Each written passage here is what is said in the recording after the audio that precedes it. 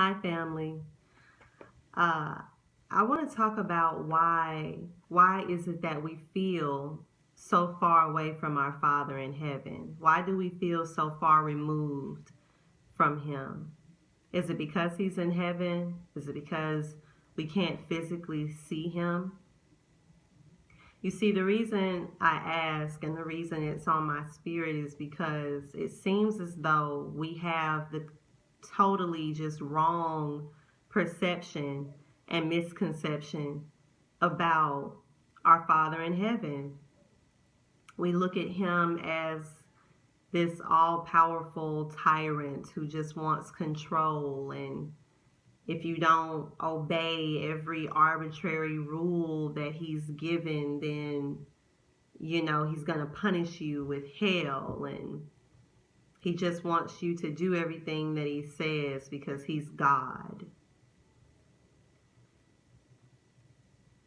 Nothing could be further from the truth. Is He all powerful? Yes.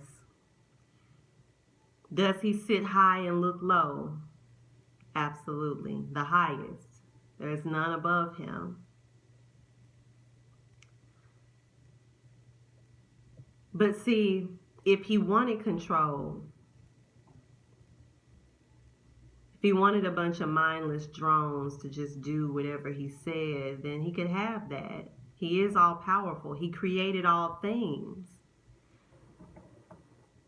With one word, with one breath, everything in creation, both angels and human beings and animals and the earth itself, would bow down and worship Him with one word. But see, that's not the God we serve.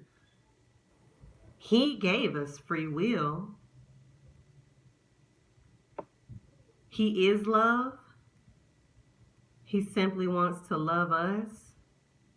And He also wants to be loved by us. Everything that He has instructed us to do and not to do isn't to exert His control over us.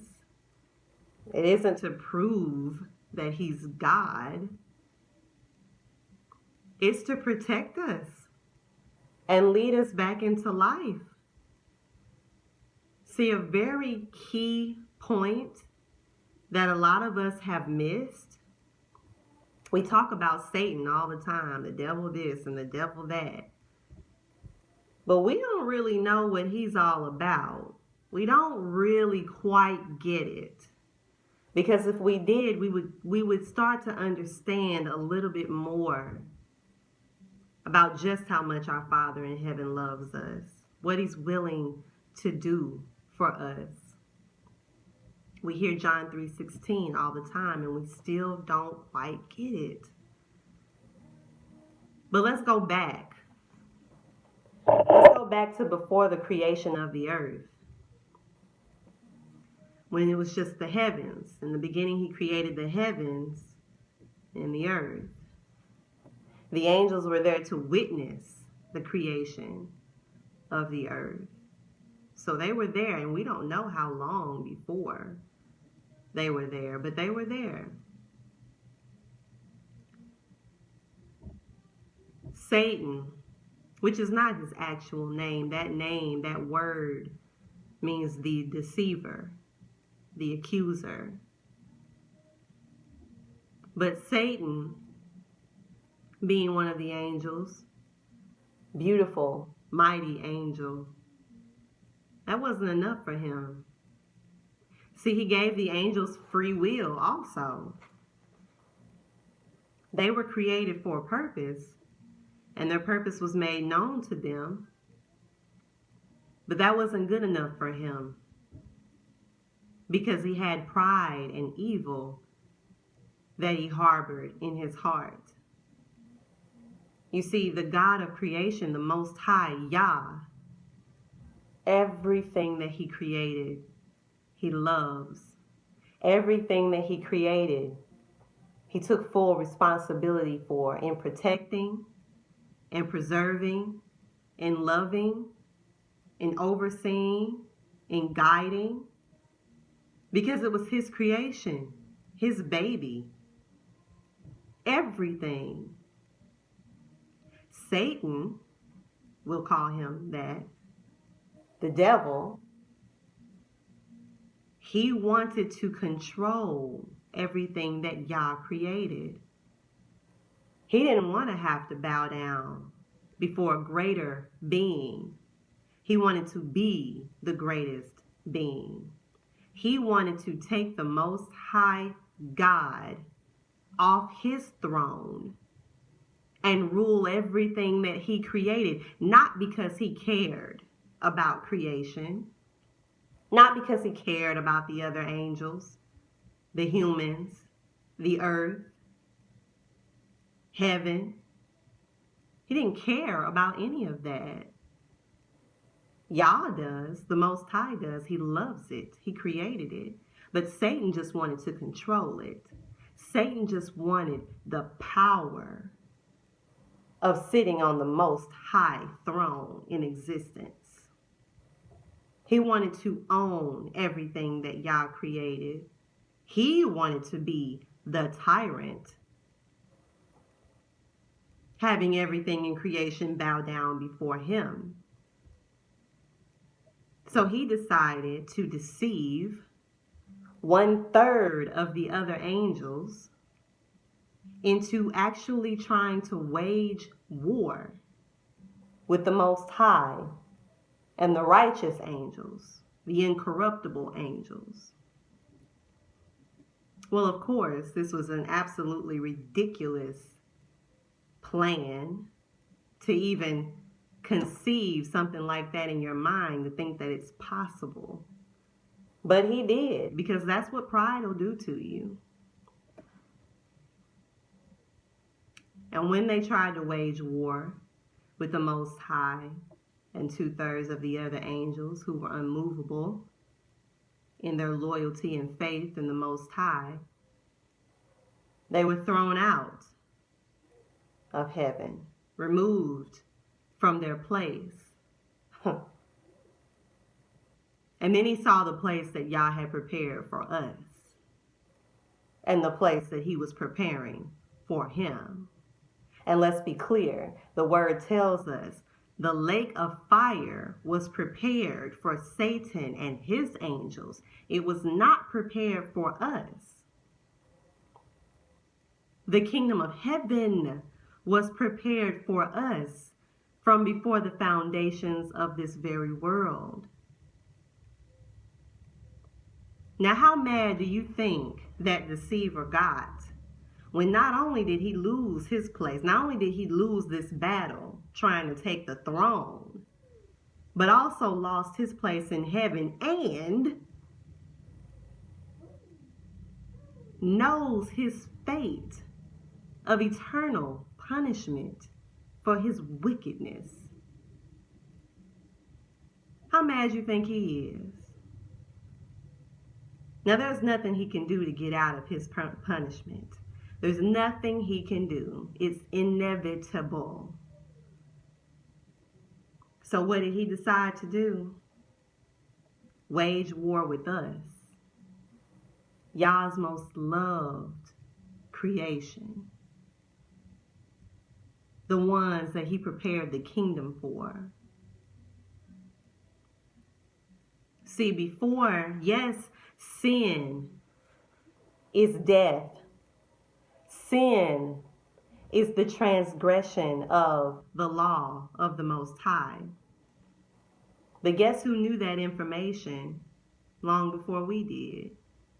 Guess who knew what sin was and what it does to one's soul long before we did? See, let's not forget that he's a master deceiver that deceives the whole world. He seduced and deceived Eve and Adam. He hasn't stopped in over 6,000 years. He ain't got nothing but time. Because again, his fate is sealed. See, he has seduced and tricked us into corrupting our own souls. He knows that sin is death. He knows that sin corrupts the soul. It taints the soul. It kills the soul. And our God is the God of the living. The kingdom that he has prepared for us is the kingdom of eternal life. A dead and corrupted soul cannot enter. Satan knows this. That was his master plan from the beginning. But of course, he didn't tell us that. He just made sin seem as though it is enjoyable and fun and harmless, when in actuality, he knows it's killing you. But God, in his infinite love and wisdom, sacrificed his only begotten Son. The only thing that can cancel out death is life. Sin equals death. The life of a being is in the blood. The word tells us this. Have you ever gone to sleep on your arm and cut off the circulation of blood and woke up and your arm was literally dead? Could not move it, could not feel it, anything until the blood returned. Because the blood holds the life. The blood of the Son of the Most High Yah holds eternal life because he is eternal. Because he is the only begotten of the Most High. He prepared a body for him. And he allowed his enemies to shed his blood, to take his life, to pay the price to save us. This blood given to purify our souls that we have utterly corrupted and tainted with sin, under the seduction and leading and instruction and deception of the evil one, whose only mission is to keep you out of the kingdom.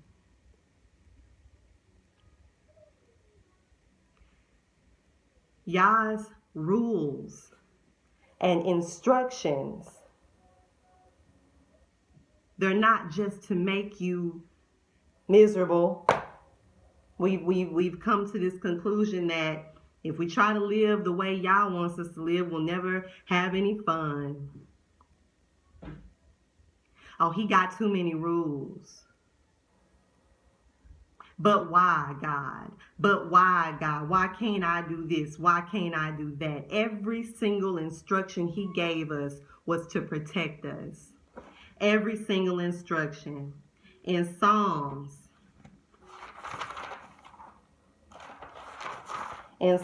we read, let me grab it for you. Psalms 25, verse 8. Good and upright is the Most High.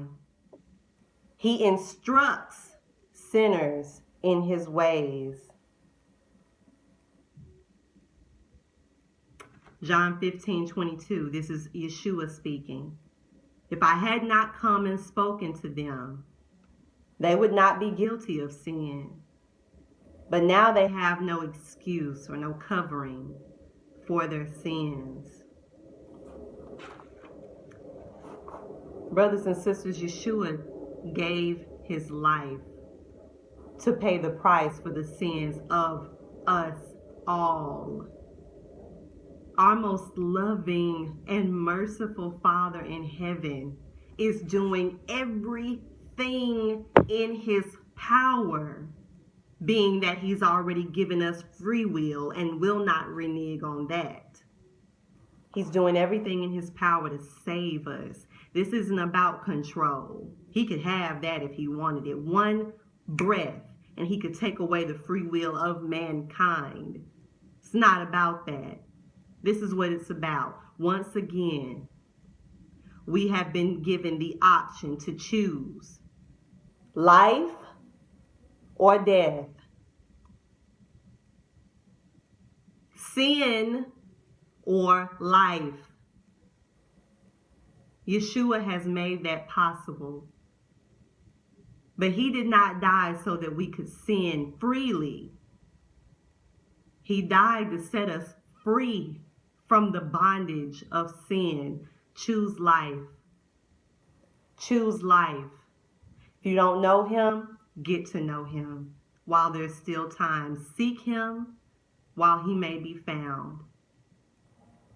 Until next time, my brothers and sisters, may the peace of God be with you. And if you are under the sound of my voice, know that I'm praying for you. I love you.